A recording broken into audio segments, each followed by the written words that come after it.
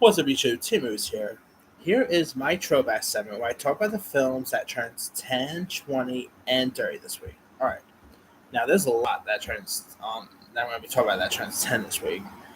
First up is, of course, Percy Jackson, Sea of Monsters, which was a follow up to 2010's Percy Jackson and the Olympiads, which, I didn't really mind Sea of Monsters, but I did prefer the first film better. Like, I will admit, CMS was a step down, but I still had a fun time. But I still thought it was a really decent follow-up sequel here. Uh, if you don't know much about the sequel here, the film continues the adventures of Percy Jackson, played by Logan Lerman, and his friends as they journey to the eponymous Sea of Monsters to retrieve like the golden fleece in order to save like the tree barrier that protects their home here. You of course have Brad T. Jackson, Alexander Daddario, and Jake Apple reprising their roles from the previous film. You also have the likes of Nathan Fillion, Anthony Head, Pierce Brosnan, Lemon Remen, Douglas Smith, Stanley Tucci. Some really interesting supporting like newcomers to the franchise as well. And of course, obviously, we did not give a third Percy Jackson because the second one did not really do as much as the first did. But if you guys don't know, Disney Plus do have a Percy Jackson TV series coming next year, so I'm really interested to see how that's going to stack up there. But the sequel wasn't as bad, so yeah, just nowhere near as good as the first one, obviously. All right, also turning 10 years ago, one of my favorite comedies of that year, and that is We're the Millers. If you guys don't know much about the story of We're the Millers, the film of course follows like the small time pot dealer played by Jason Statham, who convinces like his neighbors to help him by pretending to be his family and in order to smuggle drugs from Mexico into the U.S.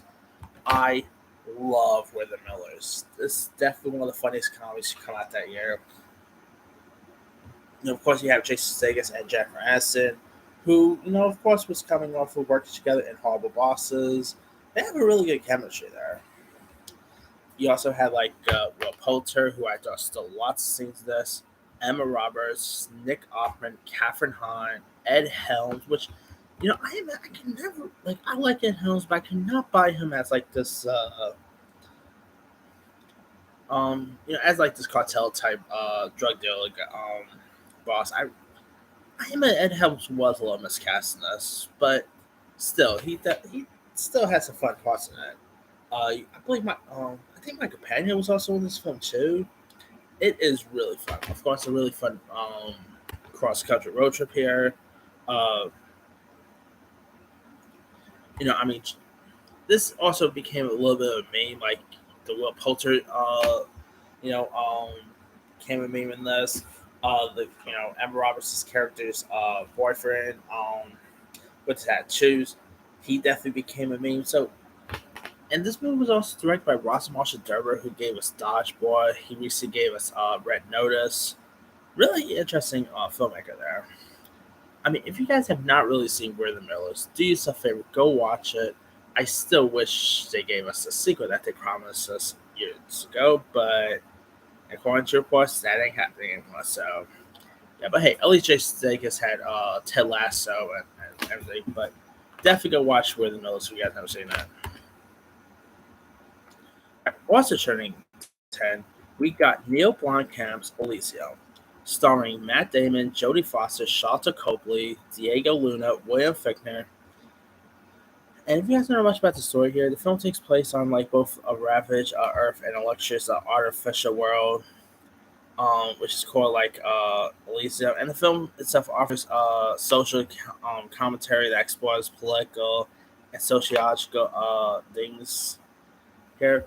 Now, of course, this was actually Neil Blomkamp's first movie since the Oscar-nominated film District 9. And while it's nowhere near as good as District 9, I thought it was a pretty decent sci-fi flick. Matt Damon was pretty decent. The effects was really cool. Although it did not do well with like audience or even critics, and really shows that after like District 9, Neil Blomkamp's career sort of went down. Then, of course, he followed this movie up with Chappie, which I don't care what anyone says. I love Chappie, but, you know. that still didn't do really well with critics. But Elysium wasn't a bad film. I mean, I'm looking forward to check out his Gran Turismo movie. I'm really looking forward to see how that's going to be. But yeah, we'll see there.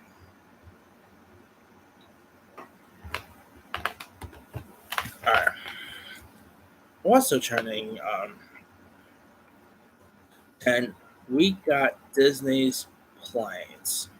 The movie is actually it is a spin-off of Pixar's Cars franchise. And despite not being produced by Pixar, the film was of course co-written and executive produced by Pixar and Walt Disney Studios then Chief Creative Officer John Lasseter, who directed the first two Cars movies here. Now, in Disney's Planes, Dusty Crop Hopper, voiced by Dane Cook, who's this crop duster playing in town of Prop Wash Junctions, hopes to get courage, which his needs to fulfill his dream. While he is afraid of heights, he is a plane afraid of heights. Go figure there. Uh, he does want to complete wings around the globe with racing planes, especially Rip Slinger, and with the help of Neville, Avatar skipper Raleigh, who of course trains him. Now, this had a really interesting voice cast here. The voice talents include the likes of the voice talents, of course, include the likes of Dane Cook, Stacy Keach, Priyanka Chopra. Um, this was actually her first Hollywood film, by the way. You also had the voices of Brad Garrett, Terry Hatcher, Sinbad, John Cleese, Val Kilmer, Anthony Edwards. You had some really good voice talents in this. Let me just say, this movie is maybe one of the worst Disney anime Disney movies one of the worst anime movies that Disney ever done. Yeah, Cars 2 is not even is even worse, but did I say Cars 2? I meant Planes 2. Cars 2 is still terrible. But yeah, I remember films theaters, but I remember watching Planes theaters. Yeah, that was just a really terrible experience there, and definitely one of the worst anime movies I've ever seen. So yeah, not that good of a film there. Now, I remember that same day I saw Planes. I also decided to watch a movie called Lovelace, and that's another film that turns 10. Now, if you guys don't know much about Lovelace, the drama stars are an adult film actress, Linda Lovelace, who, of course, I kid you not, the star of DT. I'm not going into any details because I'm not trying to get. You guys know what DT I'm talking about. And if you guys don't know, just Google Linda Lovelace and her filmography. You'll know what she's of course she's pretty much done different type of films. But anyway, which of course which DT, which was a landmark 1972 film at the forefront of the golden age of the adult industry. Lovelace covers her life from 21 to 32. It was directed by Rob Epstein and stars Amanda Seyfried, who, by the way, Amanda Seyfried was terrific in this movie. It was also from the Weinstein Company, so there's that too. You also had James Franco as Hugh Hefner, which that was perfect casting, by the way. You also had Adam Brody, Pierre Sarsgaard, Sharon Stone, Chloe Sevigny, Juno Temple. This is a very underrated film. I mean, really, that does look like what made pretty much it even delves into the adult film industry back in the 70s and all. James Franco, I thought, was a terrific Hugh Hefner. I mean, he really embodied Hugh Hefner perfectly here. Um, Amanda Seyfried, I thought, really gave a terrific performance as Lovelace. I mean, something that she had to go through in this, I was surprised to see Amanda Seyfried do because, yeah, I was always used to seeing Amanda Seyfried as pretty much like the good girl from stuff like Mean Girls, or what other stuff? That movie Gone, Red Riding Hood. So seeing her take a very adult turn like this, interesting there. All right, another film that turns 10 is actually a movie that no one really talks about, and that's a movie called In the World. Now, it stars Lake Bell, who also is the director of this, and it's about a vocal coach played by Lake Bell, who competes with her own father and his main rival for a prestigious gig doing voiceover on a trailer for a big budget movie. Now, this is really an interesting, pretty much an interesting story because we haven't really seen movies about the voiceover. Because every time like they've done like also whenever we see trailers and all, there'll always be like voiceover works. They don't really do that anymore. Like there's some voiceover works in trailers, but not like stuff like let's say In a World or anything like that. Um, but In a World is a terrific flick. You of course had Lake Bell, Dimitri Martin, Malaman, who that guy has a terrific deep voice. To me, I call him like the white James Earl Jones. He definitely has that bit of a James Earl Jones voice there. You also had Gina Davis, Rob Corddry, Cam Moreno, Michaela Watkins. Lake Bell was so terrific in this film. I mean, I've always liked Lake Bell, and I think this was a terrific directorial effort for her. She really did a great job here. You also have some cameos by other celebrities and other major voice like trailer narrators too, which I thought was cool. But yeah, if you guys never really seen In a World, do yourself a favor, go watch it. It's such an underrated gem. All right. Also, now turning 20, we of course got Disney's Freaky Friday. Of course, directed by Mark Wars, who, of course, speaking of, directed Mean Girls. He also will go on to do Bad Santa 2. Of course, this was a comedy, a bi-switching comedy starring Lindsay Lohan, Jimmy Lee Curtis, a remake of Disney's classic movie with Jodie Foster in it. I, unpopular opinion, I actually prefer the remake of Freaky Friday over the original. I mean, the remake of Freaky Friday, I think, is terrific. It's really fun. Really, I mean, the mother and daughter dynamic chemistry between Jamie Lee Curtis and Liz Lohan is terrific to watch. I've always really adored this. And of course, if you guys don't know, Freaky Friday was in the news not so long ago because there is news that a sequel is coming. So that should be interesting with Jamie Lee Curtis and Liz Lohan coming back. So we also had Chad Michael Murray, Mark Harmon, Elliot Gould was also in this. I mean, yeah, this is a really fun. Like, I mean, seeing like Liz Lohan try and beat Jamie Lee Curtis and Jamie Lee Curtis try and beat Liz Lohan was really fun to watch. Of course, some really great music was in this. I really always enjoyed the 2003 Freak Friday film. All right, another remake that turns 20. We got the film SWAT, which was directed by Clark Johnson and starred the likes of Sam Jackson, Colin Farrell, Michelle Rodriguez, LL Cool J, Jeremy Renner, Oliver Martinez, and the plot follows Hondo, played by Jackson, and his SWAT team, who, as they are attached to escort an imprisoned drug kingpin international fugitive to prison after he offers a 100 million reward to anyone who can break him out of police custody. Now, of course, SWAT was actually based on the TV show from I think the 70s or 80s, I believe. And the SWAT remake is actually pretty fun. Sam Jackson, Ella Cool J were all great in this. Of course, Colin Farrell,